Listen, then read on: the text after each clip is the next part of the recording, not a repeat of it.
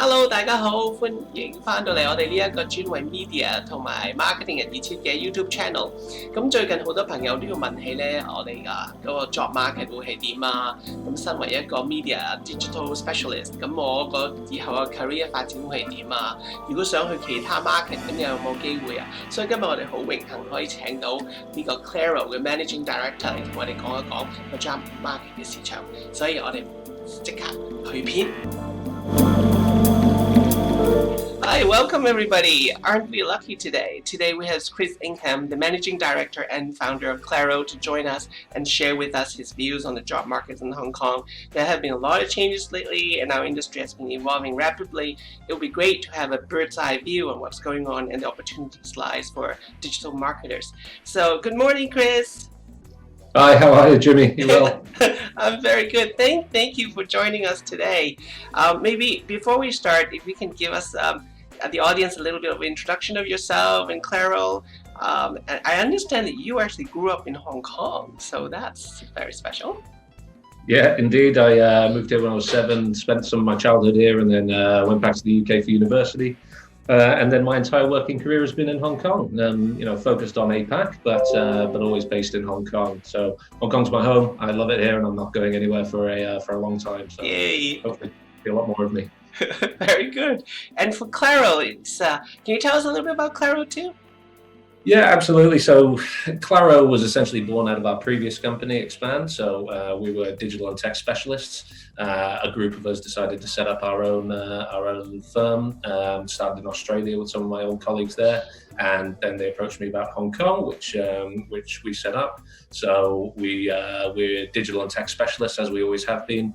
That's our area of expertise. Between myself, Philip, Lani, and Letitia, the Hong Kong team, who were previously with me at my old company as well. We've got about 35 years of Hong Kong-based recruitment experience across digital and technology. Very candidate short markets, very niche areas, or were niche areas. Now they're high growth areas, but very talent short markets as well. So we do a lot of recruitment on a retained basis, on a contingent basis, and we do a lot of relocating as well. Probably 15% of our placements come from overseas markets, and the rest are local, and we cover all of APAC. Very good. Yeah, I see that in the last 9 months or so after COVID struck us, we see a lot of uncertainties, and people are losing their jobs and things.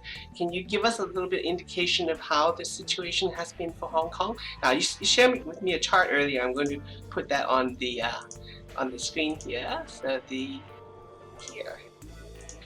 Yep.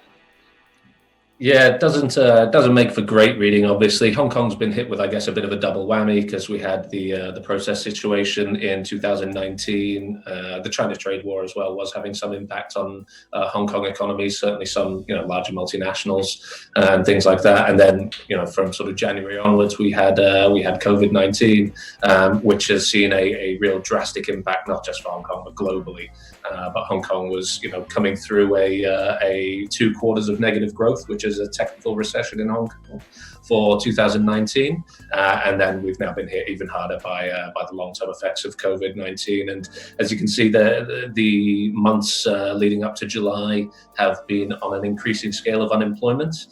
There was a bit of a dip there, but actually just recently in the SCMP and some other publications here, they've said that probably we're not through the worst of it yet. We might see a bit more of an increase as well. A lot of our clients still aren't hiring, and it's anyone's guess at the moment how long this is going to last for. But I'm quietly optimistic that the future is going to be bright. Hong Kong's a pretty resilient place, has always bounced back as it has done before, and has a pretty special place in Asia in terms of its business opportunities. So I'm quietly optimistic. As I say, I'm not going anywhere. So.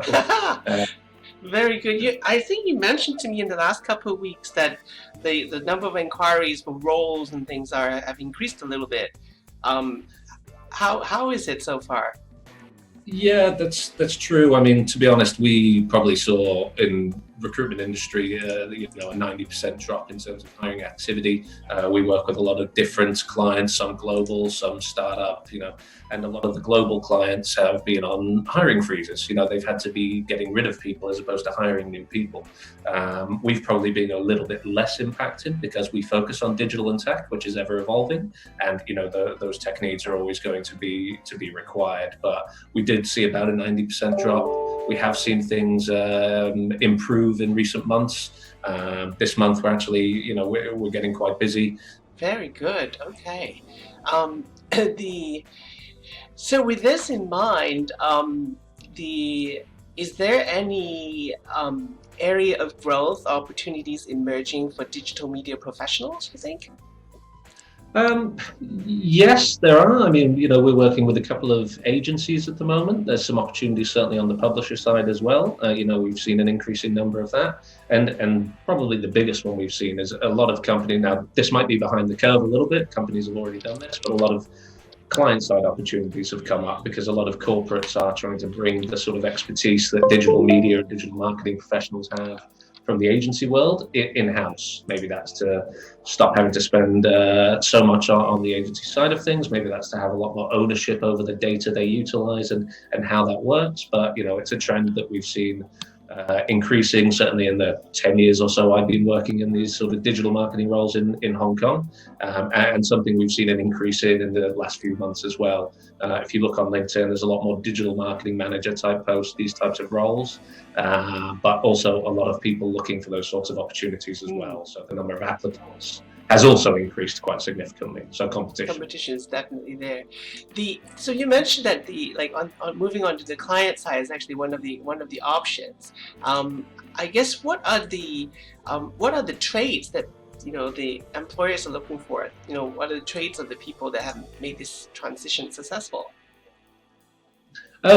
Again, this is changing a little bit. So previously, if you were an in-house digital marketing person, you might perhaps be managing a budget that you send out to agencies to do the execution on certain, verticals of your marketing mix, whether that's paid search or programmatic or something around that. What we're seeing now is actually the in-house roles. They're wanting to bring that in-house, but they're also wanting to, lessen the agency spend. So they're wanting people who have those hands-on execution skills, as well as that broader stakeholder management, budget management, those skills as well. So people who have hands-on the digital advertising tools still, who can run, execute, and manage a campaign, then do all the reporting, the tweaking, or basically a one-stop shop of a digital media or a digital marketing professional. That's what the sort of golden goose is at the moment. Oh wow, become a one-person agency. Amazing. Yeah, they want everyone to do everything, which obviously everyone can. But having as many of those skills and being as hands-on is critical. But also the soft skills is very important because you have to manage more stakeholders, maybe internally, externally, and get buy-in from a lot of those as well as then being able to get on the tools and actually run sort of campaigns and things that you're looking to do. And yeah. Very good. Well, that's one side onto the clients. What about going onto the publisher side? Is there any room there? Yeah, absolutely. You're seeing some of the publishers sort of bring more digital talent internal as well. I think we've seen a few examples of that ourselves.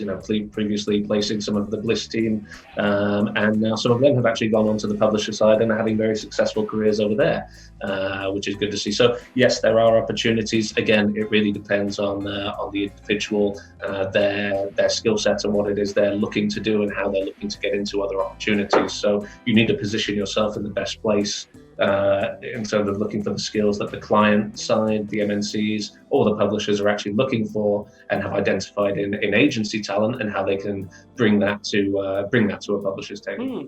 Very good. The other thing is in terms of geography. Nowadays a lot of people are thinking, what about moving outside of Hong Kong, moving to Singapore or Taiwan or Malaysia? What are your views on some of these markets? COVID-19 has made us all question a little bit. There was a lot of candidates I was dealing with before COVID-19 who were looking at moving to Singapore. obviously, with the situation Hong Kong's been in recently, there's been people looking to relocate, and Singapore's being a main option for a lot of people. But that's now changing because Singapore's now changed their stance in terms of visas, employment visas, salary levels in your ability to get an employment pass has now gone higher. So people at the more junior to mid level of experience might find it more difficult to attain an employment visa for somewhere like Singapore. So even though the want was to maybe exit Hong Kong and go to some of these other markets, it's now becoming a little bit more difficult to do so. And actually, Hong Kong may benefit from Singapore putting in these higher thresholds for getting employment passes, because some of the expat talent or talent over there might be looking to move over to Hong Kong instead. Very good. Oh, wow. So instead of looking at it as an outflux, it might be an influx instead. Very good. Possible, but yeah, anybody's guess at the moment. We're all punching the back. Very, very good.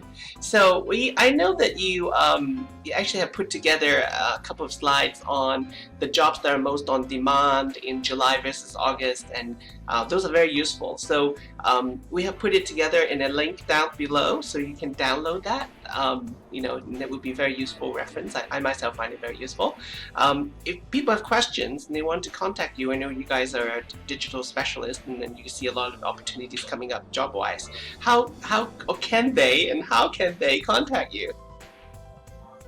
Well, they certainly can. We love talking to candidates and good talent in the market. That's what we're about. That's what we do all day, every day, and then working to try and fit those with our clients. We don't always work to a brief with our clients because we work in such niche areas. Often our clients say, look, what type of talent, what type of people we're looking out for. If you see these type of candidates in the market who you think would be a good fit for us, not just from a hard skill but a soft skill side, please do introduce them to us, and we can look if there's an ability to create a role. So it's not always looking to a brief or the other roles we have open. We might be able to make some warmer introductions, which works well. Very active on LinkedIn. Obviously, you can find me on there. So Chris Ingham, email, phone. I'm sure, Julie, I'm happy with you to pass all my details on. And get in touch with a lot of talented individuals. There's a lot of hot areas in the market that are with growth opportunities. So we can also talk to candidates not just about opportunities, but how they can position themselves, how they can develop their career, plan their sort of career ahead, which I think is a very important thing for people to do in terms of how they're going to get to where they. I will put your phone number, not your phone number. I will put your email down there, and otherwise you'll be calling you left, right, etc.